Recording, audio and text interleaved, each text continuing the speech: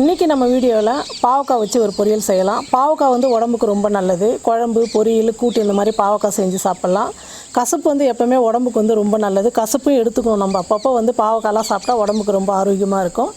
பாவக்காய் எல்லோரும் பொரியல் செய்வோம். நம்ம வந்து கொஞ்சம் வித்தியாசமாக முட்டை போட்டு பொரியல் செஞ்சுருக்கிறோம். ரொம்ப நல்லா வந்திருக்கு. அது எப்படி செய்யுதுன்னு பார்க்கலாம் வாங்க. பாருங்கள், நான் 1/4 கிலோ பாவக்காய் வாங்கிட்டு வந்து கட் பண்ணி விதெல்லாம் எடுத்து நல்லா கழுவி சுத்தம் பண்ணி கொஞ்சம் நேரம் வந்து தண்ணி இல்லாமல் வடிகட்டி ஆற வச்சு இந்த மாதிரி பொடியாக கட் பண்ணி எடுத்து வச்சுருக்கிறேன்.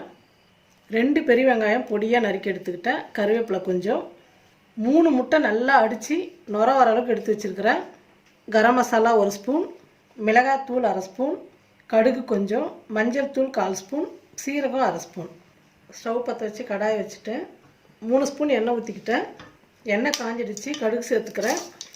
சீரகம், கடுகு நல்லா பொரிஞ்சிடுச்சு. கருவேப்பிலை, வெங்காயம் சேர்த்துக்கிறேன். ஒரு 1/2 ஸ்பூன் உப்பு சேர்த்துக்கிறேன். வெங்காயம் நல்லா வதங்கணும். ஒரு 5 நிமிஷம் வெங்காயம் நல்லா வதக்கிக்கலாம். வெங்காயம் வதங்கிடுச்சு. இப்போ பாவக்காய் சேர்த்துக்கலாம்.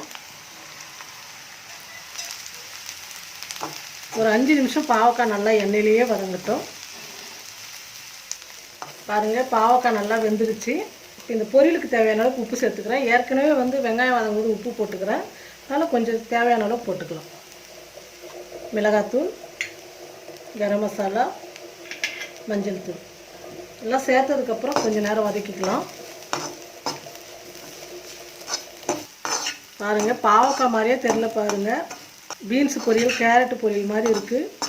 கசப்பும் அந்த அளவுக்கு இருக்காது. நம்ம பொடியாக கட் பண்ணி நல்லா அலசி காய வச்சதுனால மசாலா நல்லா வதங்கிடுச்சு. இப்போ 1 ஸ்பூன் எண்ணெய் ஊற்றிக்கிறேன்.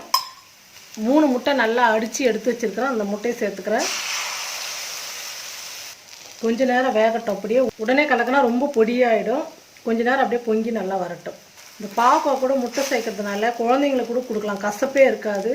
நல்லா பொடி மாசு மாதிரி சூப்பராக இருக்கும் சாப்பிட்றதுக்கு. எல்லாம் நல்லா கலந்துக்கலாம். பாருங்கள், இது பாவக்காய் மாதிரியே தெரியல. முட்டை பொடி மாசு மாதிரி தான் இருக்கும். சின்ன குழந்தைங்கலேருந்து பெரியவங்க வரைக்கும் ரொம்ப விரும்பி சாப்பிடுவாங்க. பார்க்கவே இது கொஞ்சம் வித்தியாசமாக இருக்குது அப்படின்னு சொல்லிட்டு ஒரு 2 நிமிஷம் நல்லா வதக்கிக்கலாம். இந்த மசாலா, உப்பு எல்லாம் வந்து முட்டையோடு சேர்ந்து வரும்போது நல்லாயிருக்கும் சாப்பிட்றதுக்கு. பாருங்கள், பாவக்காய் அந்த மாதிரி பொடியாக முட்டை ஊற்றி செஞ்சீங்கன்னா சூப்பராக இருக்கும். பாவக்காய் முட்டை பொடி மாசு எல்லாருமே விரும்பி சாப்பிடுவாங்க. கசப்பு இருக்காது. பாவக்காய் முட்டை பொரியல் ரெடி ஆகிடுச்சு. இப்போ ஸ்டவ் ஆஃப் பண்ணிடுறேன். இந்த மாதிரி நீங்களும் ஒரு முறை செஞ்சு பாருங்கள். செஞ்சு பார்த்துட்டு எப்படி இருக்குன்னு சொல்லிட்டு கமெண்ட் பண்ணுங்கள், ஷேர் பண்ணுங்கள். நன்றி.